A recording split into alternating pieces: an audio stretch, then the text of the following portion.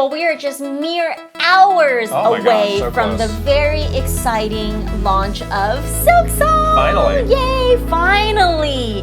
And this game is so interesting.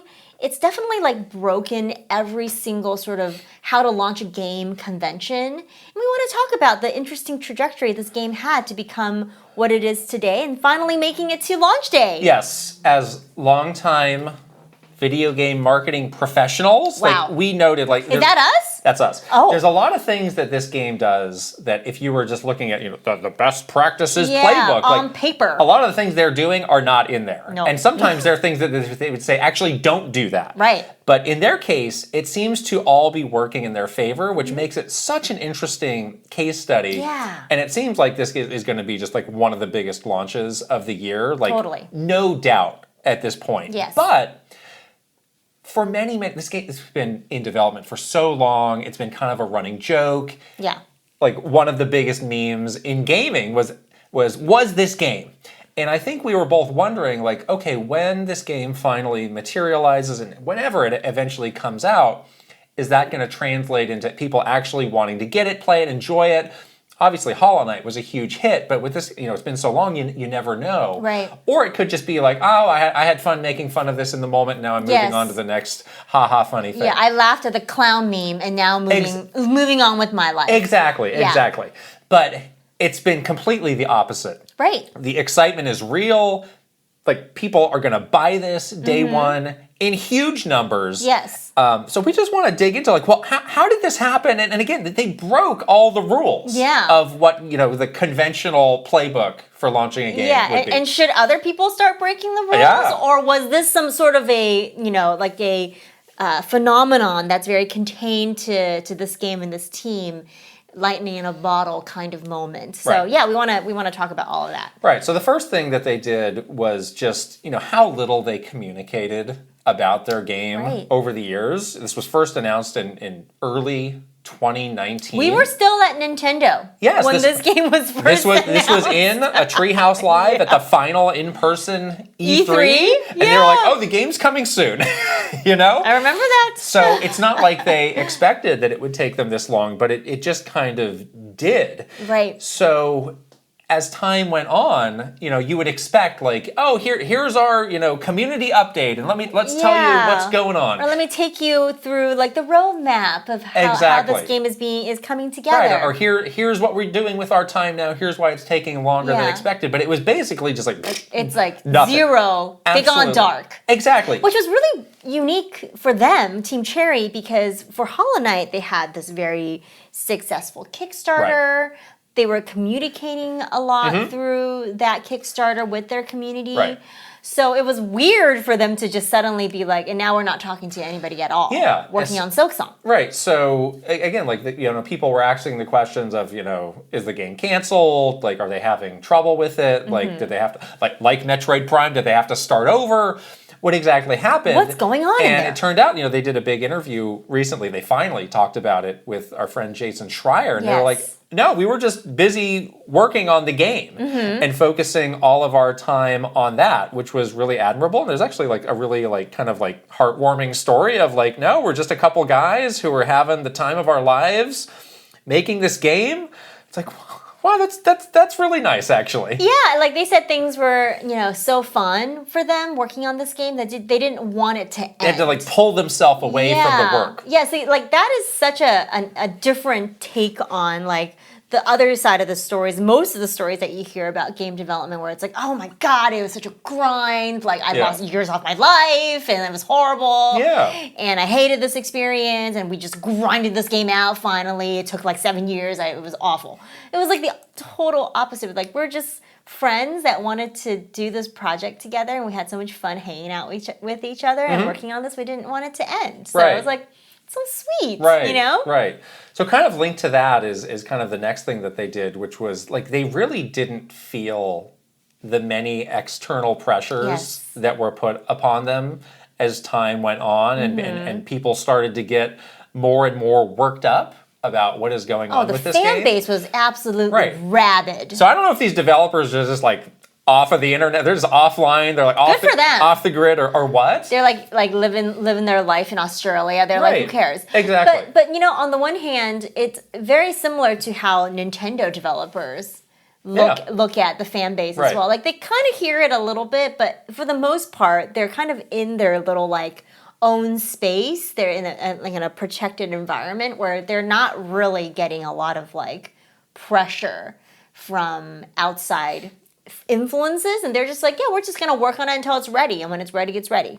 So I think that is a very healthy outlook sometimes, where don't let the pressure get to you. Like do your thing, you know best. Like you have a creative vision that you want to like bring to fruition, and sometimes the outside pressures can be very distracting to that. So yeah, and that's in some cases easier said than done, because it is just a very human reaction where like if somebody is like putting something in your court, like you kind of feel an obligation to respond to it, to take some sort of action with it. Yeah. But in this case it was like no, and it wasn't just fans. Like we know like all the first parties were knocking on their door of like, hey, when are you going to be done? We'd love to include Silksong in the next Nintendo Direct, Xbox, like it was in many Xbox showcases.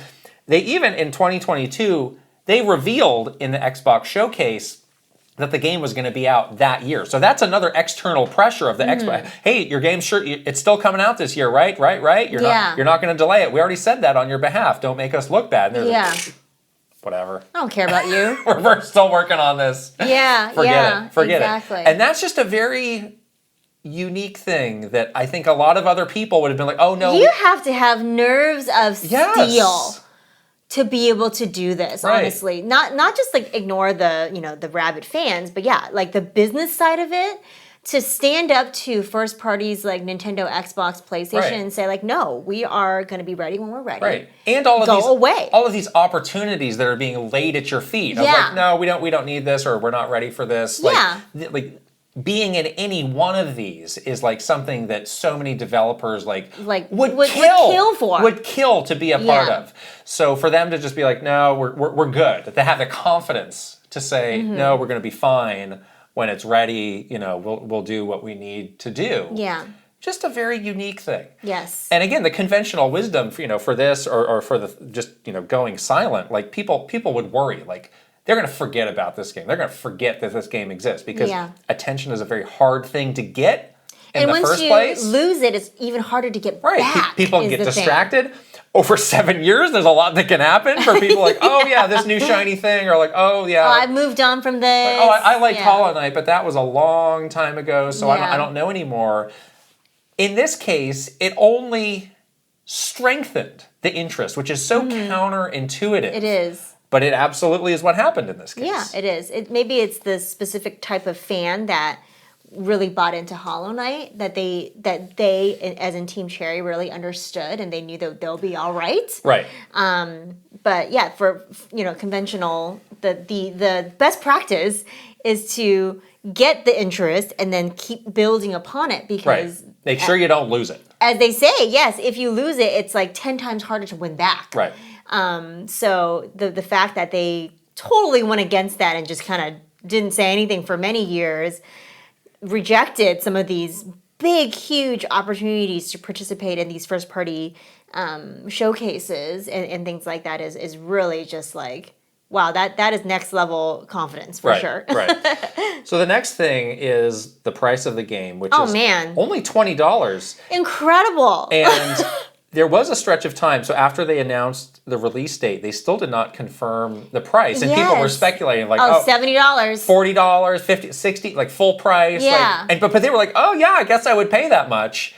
And then lo and behold, it's only $20. And they didn't officially confirm it. It was like on like a GameStop pre-order it just page. kind of like showed up one day. And people thought it was fake. Right. They were like, this cannot be real. I can't believe this game is $20, especially in this year of 2025, where we have been slapped around. Literally everything costs so much more. In our faces, with game prices being just so incredibly high.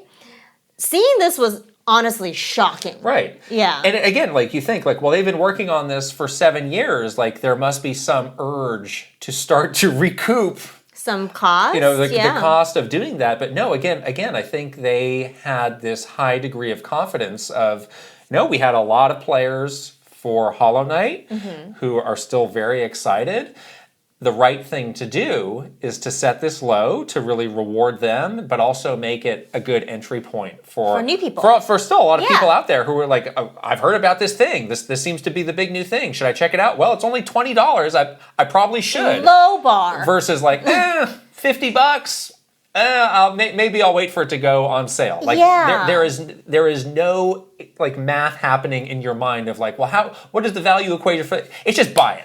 Yeah, $20. Just buy it. Yeah, $20 to just see is something that a lot of people are willing to do.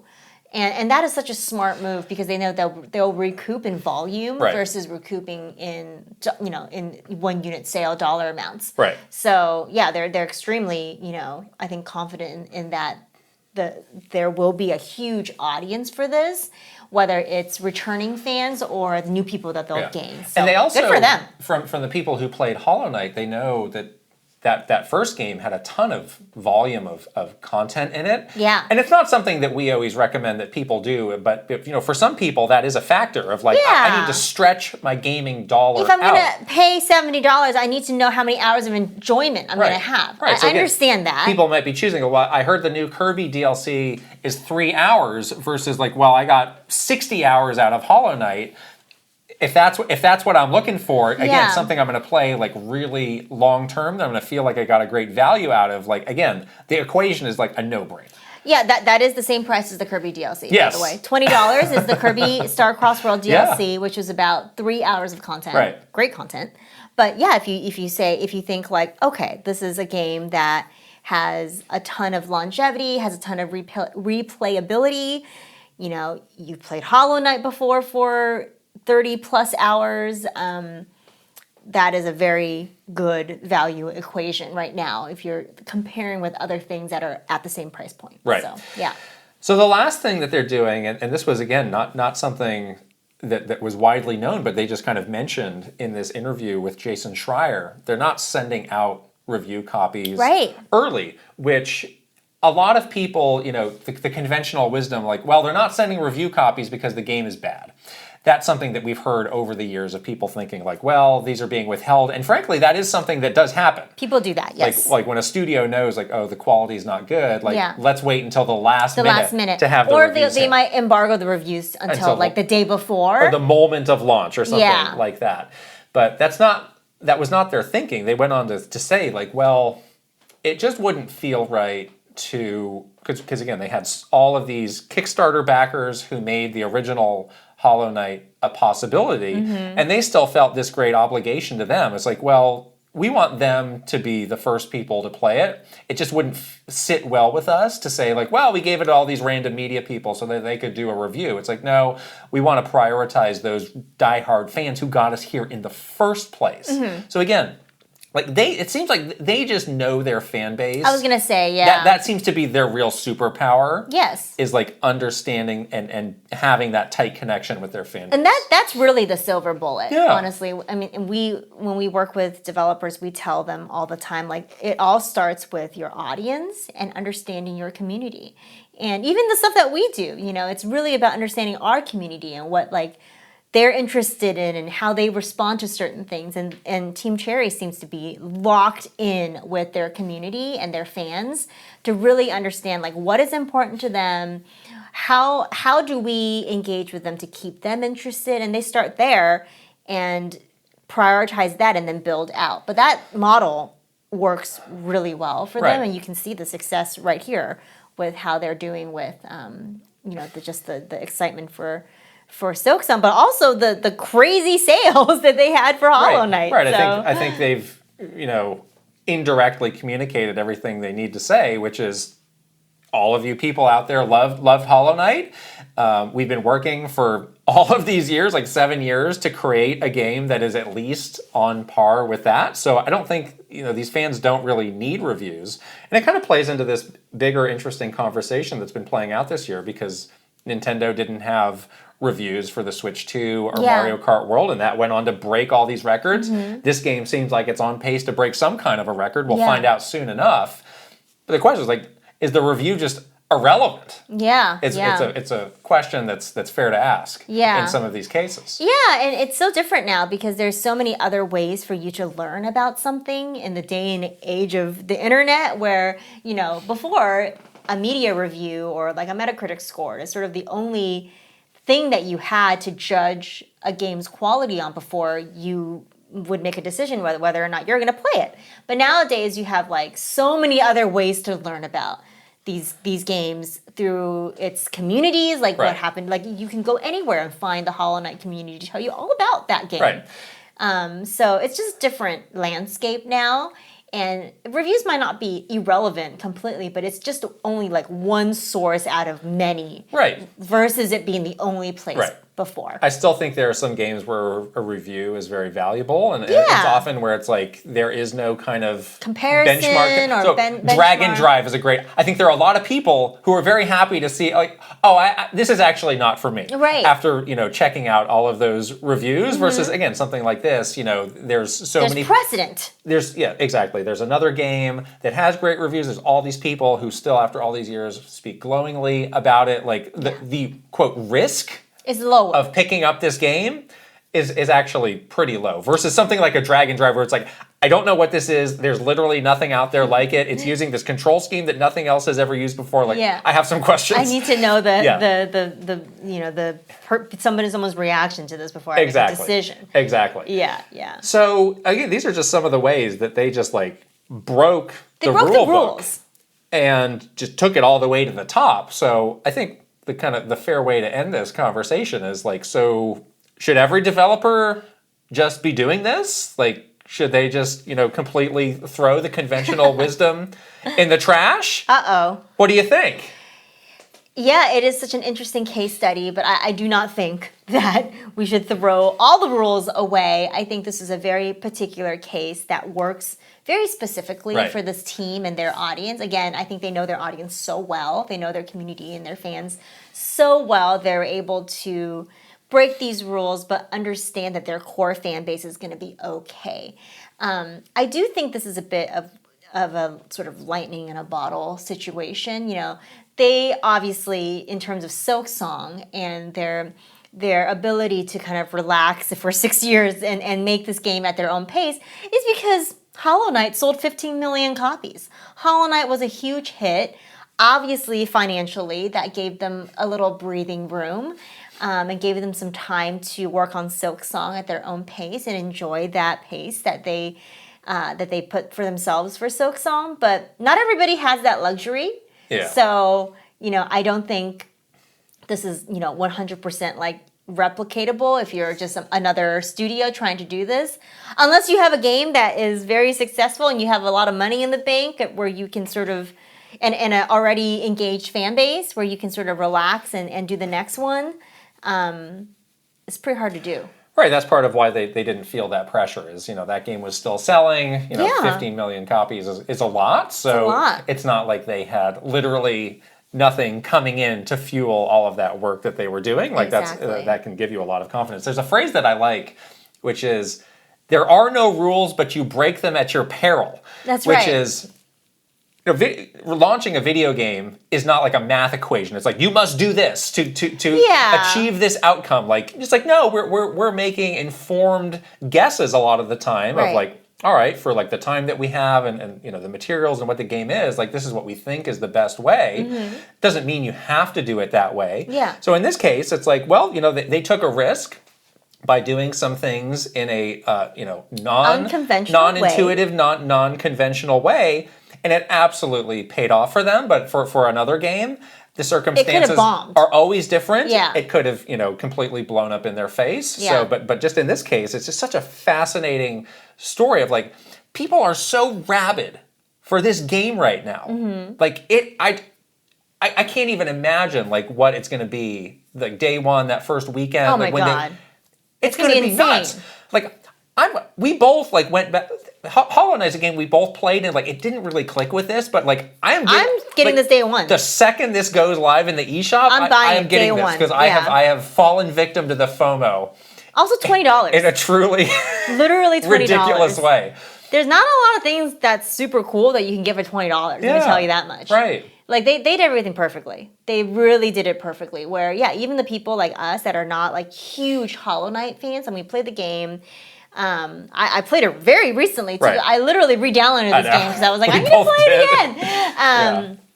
But you know, even someone like me that's not like edge of my seat waiting for this game, like I was laughing along with the memes. You know, Right. I would try to troll people during any sort of predictions or reactions as a funny haha. But now I'm like legit excited. Right. Like legit, I'm like, I want to check this game out. Like Right. I'm curious about what it's going to be like. So yeah, whatever they did, they did a good job. But I don't think that this is something that is like, you can't just like copy and paste this to any other game and just expect the same success. And I think the other thing that's really interesting is a lot of times you hear about these like huge hit games that have like this like just a massive hit. First game out of that studio becomes like this darling, this huge hit. And oftentimes you talk to the dev team and they're like, gosh, that second game is just not really coming together the way that we would like it to. They may have all the right ideas and the creative vision, but somehow there's pressure to live up to that bar of the first hit or something. There's just something there that makes that second game in a hit franchise tough. And some developers, like the developer for Stardew Valley, is like, I won't make a second game. Right. I'll just keep updating this one. Because Honestly, not a bad idea. Honestly, not a bad idea.